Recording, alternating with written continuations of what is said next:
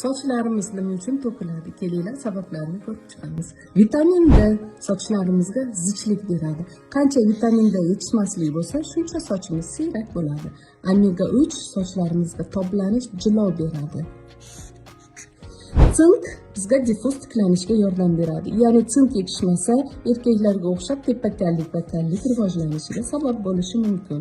Biotin soch to'kilishini oldini oladi. Vitamin B12, vitamin B9 sochlarimizga quvvat, jonlantiradi, energiya beradi. Temir soch to'qimalarimizga kislorodni to'yintiradi. Med esa temirning kofaktori bo'lib hisoblanadi. Med qancha kam bo'lsa, shuncha sochimiz tez oqaradi va erta qarilikka olib kelishi mumkin. Bilamizki, sochimiz oqsil strukturaga ega. Shuning uchun oqsilimiz agar 75-80 dan past bo'lsa, strukturasini buzilishiga olib keladi. Va oqsilimiz qancha kam bo'lsa, soch ildizlariga vitamin mikroelementlarni yetkazish shuncha sekin va qiyin bo'ladi.